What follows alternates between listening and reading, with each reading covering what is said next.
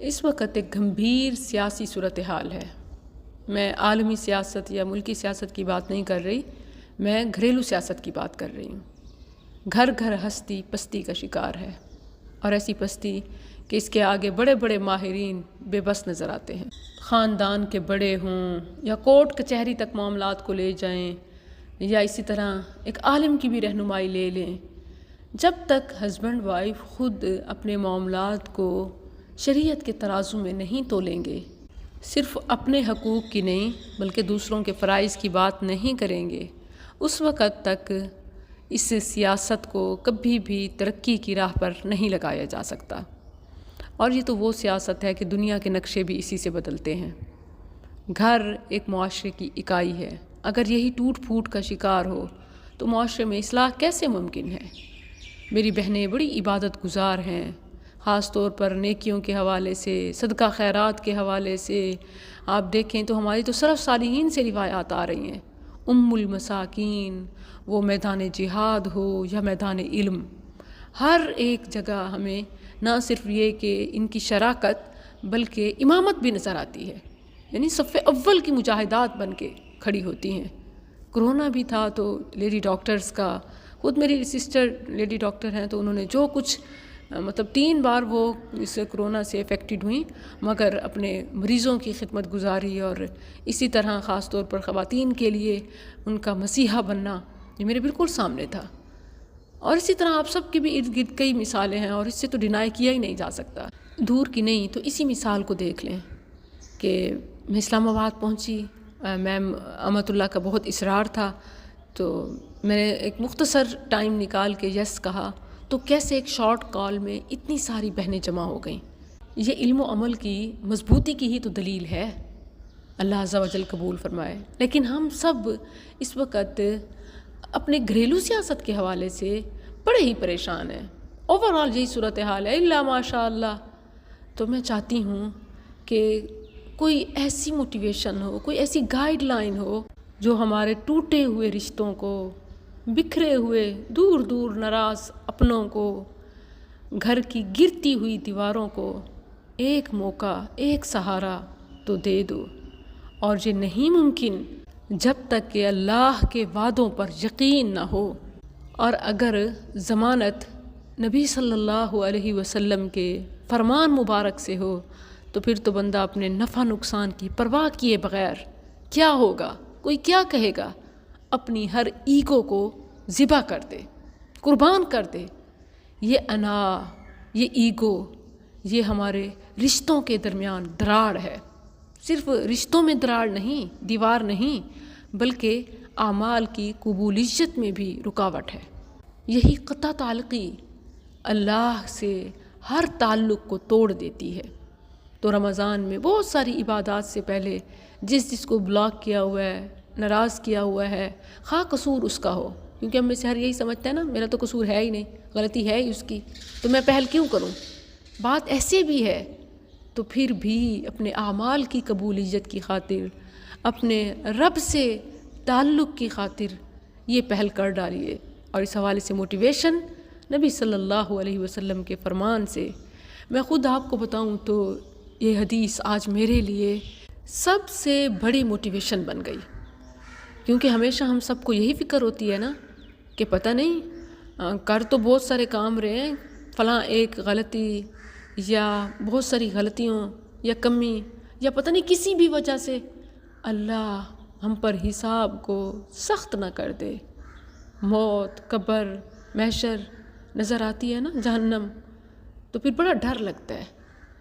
لیکن نبی صلی اللہ علیہ وسلم کے اس فرمان نے مجھے امید دکھا دی کہ بس آپ یہ کام کرتی جائیں، جنت آپ کی منتظر ہے۔ پیارے نبی صلی اللہ علیہ وسلم نے مردوں کو مخاطب کر کے فرمایا، گویا آپ کے پیغام میں تنبیہ بھی ہے کہ دیکھو تمہاری بیویاں یہ صرف تمہاری بیویاں ہی نہیں، یہ جنتی خواتین ہیں، ذرا ان کے ساتھ سنبھل کے رہنا۔ نساؤکم من اہل الجنہ، تمہاری عورتیں جنتی عورتیں ہیں۔ کیوں؟ کیا کوالٹیز ہیں؟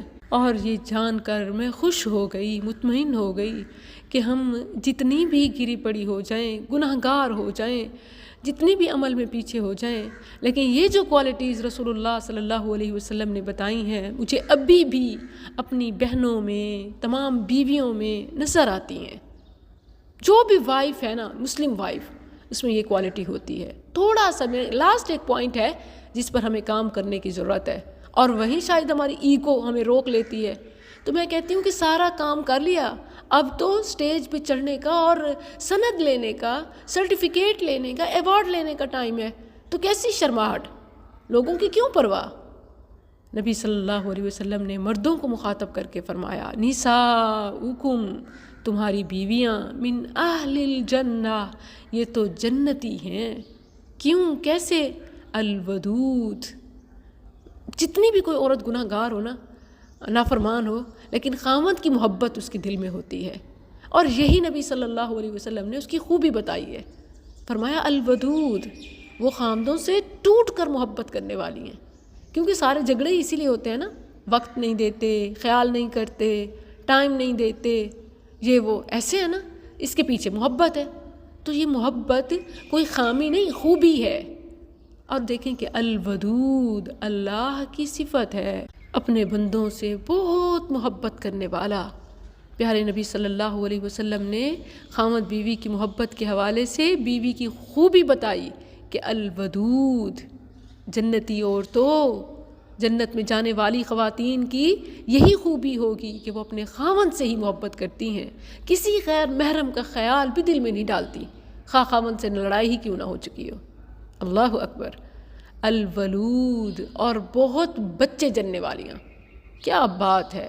الحمدللہ یہاں بھی جو فیملی پلاننگ والے ہیں وہ بڑے مایوس ہیں، پریشان ہیں، لیکن یہ ہماری کوالٹی ہے، بچے جننے والیاں، سبحان اللہ۔